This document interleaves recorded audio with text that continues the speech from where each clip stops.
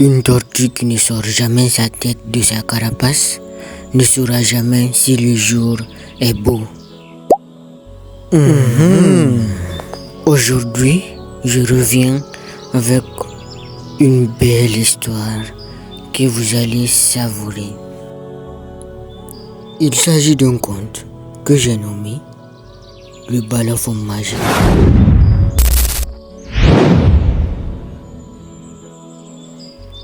Dans les entrailles d'un royaume mandingue, régnait un roi nommé Sankaran. Sankaran était le roi de ce vaste royaume plein de vie et de culture. Il était un roi généreux, courageux et aimable. Sankaran n'était pas qu'un simple roi. Il était un brave guerrier qui s'est toujours battu aux côtés de ses guerriers pour défendre son royaume durant sa jeunesse. Dans son royaume animé, tout le monde l'aimait, sauf les envieux de son pouvoir. Nul ne voulait le voir au-delà du trône. Mais hélas, le roi Sankaran devient vieux après des années de gouvernance.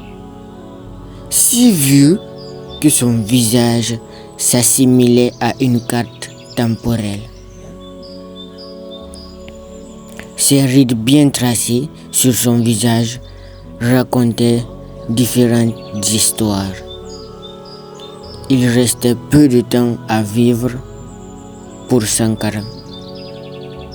Il était désormais temps de trouver un successeur. Seul celui qui sera digne de faire résonner de douces mélodies du balafon magique du roi sera roi. Ce balafon magique avait été un héritage lointain possédé par des rois à travers des siècles. On appelait le balafon le Mansabala. Mansabala signifie le balafon du roi.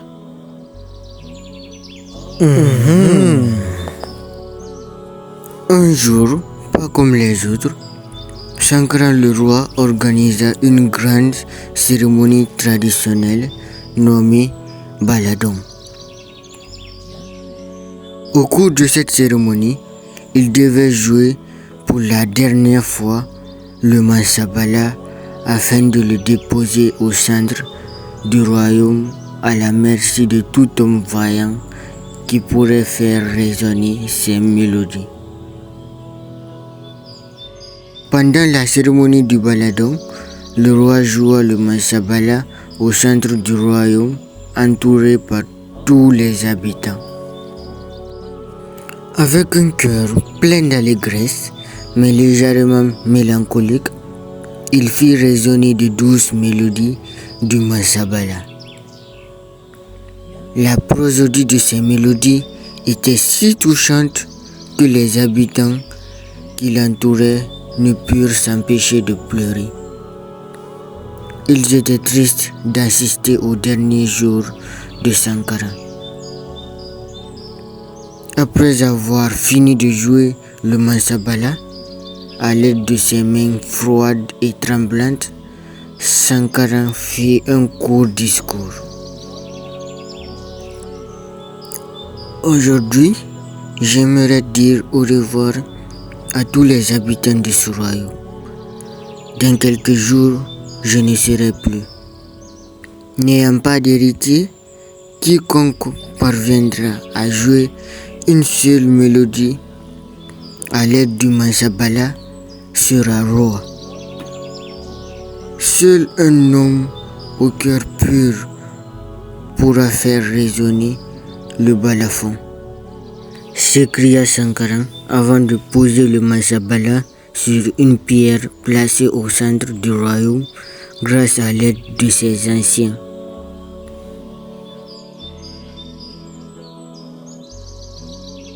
C'est ainsi que Sankaran retourna dans son palais suivi de son cortège royal.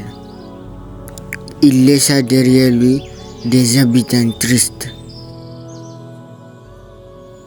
Pendant ce temps, Le Massabala était là, au centre du royaume, prêt à être joué par un homme vaillant après la mort de Sankara. 2 jours plus tard, Sankara rendit l'âme au son des cris des habitants. Il bénéficia d'un enterrement d'honneur et de respect.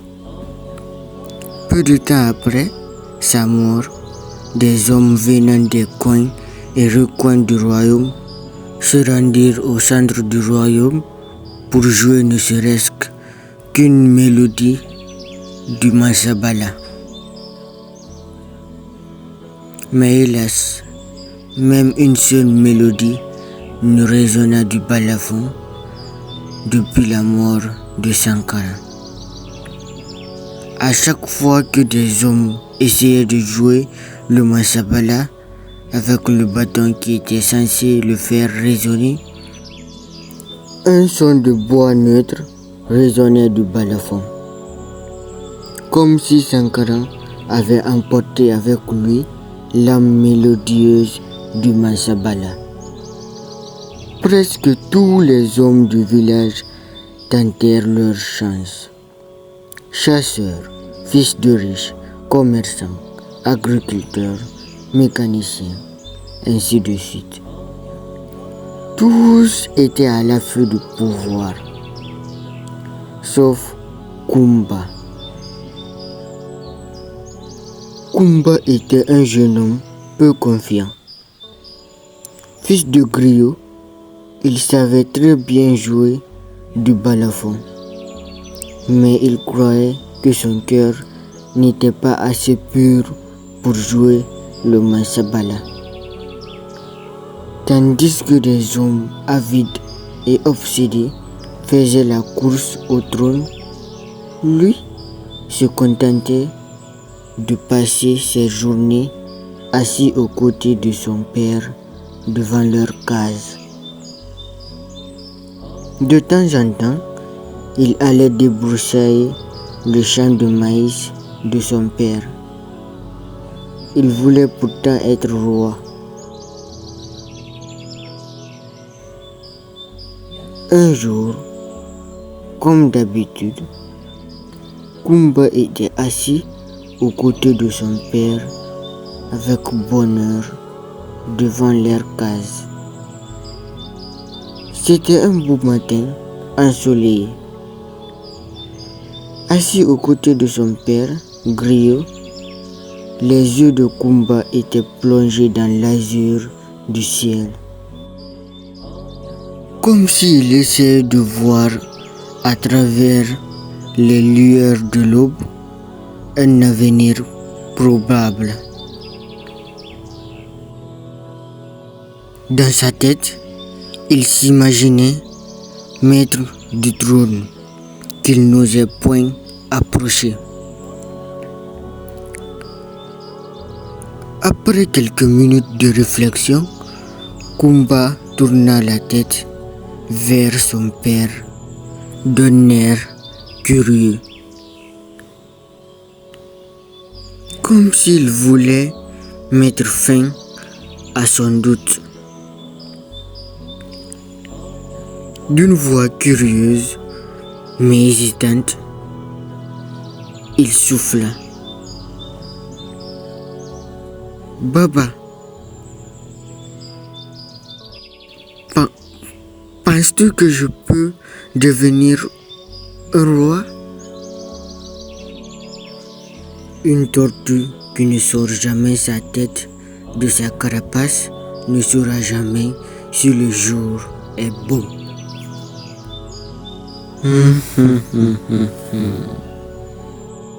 Voilà la fameuse réponse que son père lui a donnée. Oreille tendue, Kumba écouta le proverbe de son père avec attention. Puis, il resta silencieux pendant quelques minutes. 1 minute passa, puis 2, puis 3, ainsi de suite.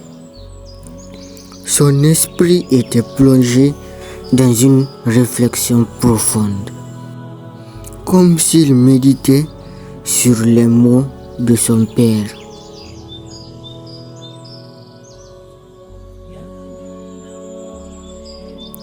Après ces longues minutes de réflexion, tout à coup, Kumba prit son courage à deux mains, puis se leva avant de se diriger vers le centre du royaume avec beaucoup de courage.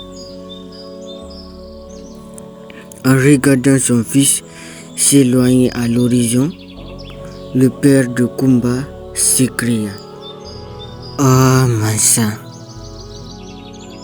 Après des minutes de marche, Kumba arriva au centre du royaume. Là-bas, il vit des hommes désespérés qui essayaient de faire résonner le balafon.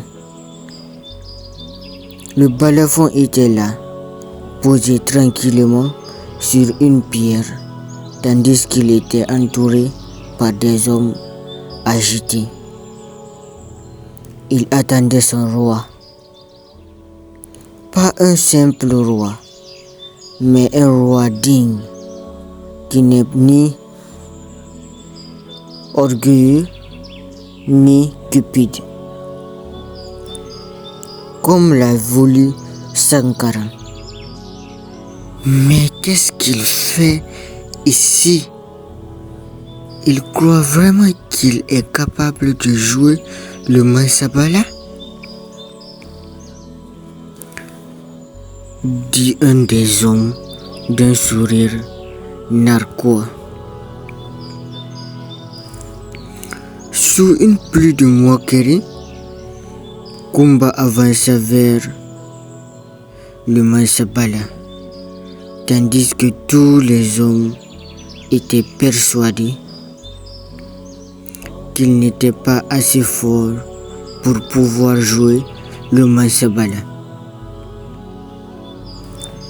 Il pensait que même si son père était griot, il ne pouvait guère être roi, puisqu'il n'était pas fort comme Sankara.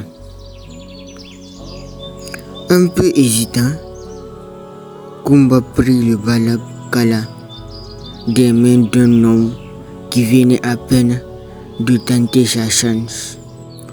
Le balakala, c'est ce bâton qui sert à faire résonner un balafon. D'un cœur lourd, Kumba commença à jouer le balafon.